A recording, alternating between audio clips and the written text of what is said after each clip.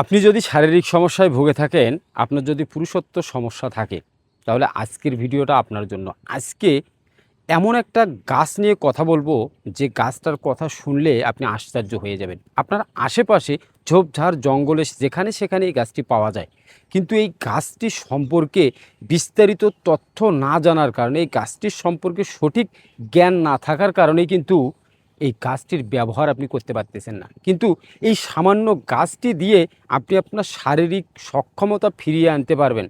তাই আজকের ভিডিওটা খুবই গুরুত্বপূর্ণ। 1 সেকেন্ড স্কিপ না করে একেবারে শেষ পর্যন্ত দেখবেন।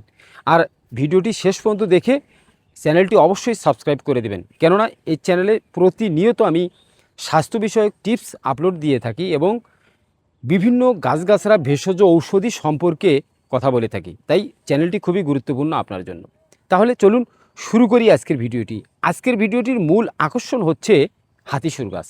দেখেন, আপনি হয়তো মনে করবেন যে এটি ঝোপঝাড় জঙ্গল যেখানে সেখানে তো পাওয়া যায়, এর কি মূল্য আছে? কিন্তু না, সত্যি কথা বলতে এই হাতিসুর গাছের শিকড় থেকে শুরু করে ফুল পর্যন্ত এমন কিছু মেডিসিনাল প্রপার্টিজ আছে, যেগুলো খেলে আপনি আপনার শরীরের অনেক সমস্যার সমাধান করতে পারবেন। যদি আমি এর পাতার কথা বলি, বা এর রসের কথা বলি, এর কাণ্ডর কথা বলি, এর শিকড়ের কথা বলি, এই গাছে যে মেডিসিনাল প্রপার্টিসগুলো আছে, এতে আছে antioxidant, antibacterial, anti fungal, anti inflammatory, আরও বায়ো অ্যাক্টিভ কেমিক্যাল এতে আছে।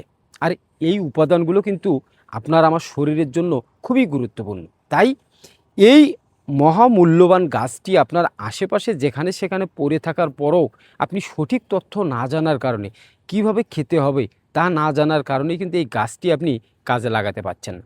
তাই আজকের ভিডিওটা খুবই গুরুত্বপূর্ণ আপনার জন্য। দেখেন, এই গাছটা যেখানে সেখানে পাওয়া যায়। আপনি যদি শারীরিক সমস্যায় ভুগে থাকেন, এই গাছটি আপনাকে নিয়মিত খেতে হবে। কি খাবেন? এই গাছের শিকড় খেতে হবে। আসুন এ নিয়ে পরে কথা বলি, আগে কিছু অন্য বিষয়ে কথা বলি। সেটি হচ্ছে যে আপনার যদি শরীরে কোনো দাউদ, চুলকানি, একজিমা, খোসপাসরা হয়ে থাকে, তাহলে এই হাতিসুর গাছের পাতা বেটে আক্রান্ত স্থানে লাগিয়ে আধা ঘন্টা রেখে আপনি ধুয়ে ফেলুন। আপনার শরীরে চুলকানি, খোসপাসরা, অ্যালার্জি, দাউদ নিমিষেই শেষ হয়ে যাবে। মাত্র 7 দিন ব্যবহার করে দেখেন। এবং এটি অ্যান্টি ইনফ্লামেটরি হিসেবেও কাজ করে। যদি আপনার হাঁটুতে ফোলা থাকে, কোথাও আঘাত পেয়ে থাকেন, অথবা বাত ব্যথায় আক্রান্ত হয়ে থাকেন আপনি, তাহলে এই গাছ বেটে রস খেতে পারবেন, অথবা এই গাছের পাতা বেটে আপনি সেই আক্রান্ত স্থানে, ব্যথাযুক্ত স্থানে যদি লাগিয়ে দেন, তাহলে আপনি সেখানে একটা পেইন রিলিফ পাবেন। এটি ন্যাচারাল পেইন কিলার হিসেবে কাজ করে। আর এর অ্যান্টিঅক্সিডেন্ট তা তো বলার কোনো অপেক্ষাই নেই। এতে আছে ফ্লাভোনয়েডস এবং টেনিনের মতো শক্তিশালী অ্যান্টিঅক্সিডেন্ট উপাদান। আর এই উপাদান আপনার শরীরের নার্ভ সিস্টেমকে শক্তিশালী করে, আপনার ইমিউন সিস্টেমটাকে বুস্ট করে। আর আপনি তো জানেন যে এই ইমিউনিটি বুস্ট করার মাধ্যমে আপনার শরীরে টেস্টোস্টেরনের যে লেভেল আছে, টেস্টোস্টেরনের যে মাত্রা আছে, সেটিকে একটা স্বাভাবিক ভারসাম্যে নিয়ে আসা যায়। আর যখনই আপনার টেস্টোস্টেরন লেভেল স্বাভাবিক মাত্রায় চলে আসবে, তখনই আপনার শরীরে শারীরিক যে অক্ষমতাটা, আপনার যৌন যে অক্ষমতা, সেটি চলে যাবে। আপনার শারীরিক অক্ষমতার বা যৌন অক্ষমতা বা পুরুষত্বহীনতার মূল কারণ হচ্ছে আপনার ইমিউনিটি কমে গেছে, আপনার শরীরে বিভিন্ন ধরনের বায়ো অ্যাক্টিভ কেমিক্যালের ডিফিসিয়েন্সি হয়েছে, যার কারণে আপনার এটি হয়ে থাকে। আর এই হাতিসুর গাছের শিকড় আপনার শরীরের এই সমস্ত সমস্যার সমাধান করে আপনার শরীরকে একেবারে হাতির মতোই শক্তিশালী করে তুলবে। এখন কথা হচ্ছে যে আপনার আশেপাশে ঝোপঝাড় জঙ্গলে যেখানে সেখানে তো এই গাছটি পেয়ে যাবেন, কিন্তু যদি সঠিক নিয়ম না জানেন, তাহলে আপনি গাছটি কিভাবে খাবেন? আসলে সঠিক নিয়মে না খেলে এটি আপনার শরীরে কোনো উপকার করবে না, বরঞ্চ কিছু ক্ষতি হতে পারে। কেননা এই ভেষজ ঔষধি উপাদানগুলো যদি অতিরিক্ত মাত্রায় খেয়ে ফেলেন, তাহলে আপনার পেটে ইরিটেশন হতে পারে, পেটে ব্যথা হতে পারে, পেটে আপনার বদহজম হতে পারে, বিভিন্ন ধরনের ভমিটিং হতে পারে, বিভিন্ন সমস্যা হতে পারে। তাই সঠিক নিয়ম এবং সঠিক পরিমাণ জানাটা খুবই গুরুত্বপূর্ণ।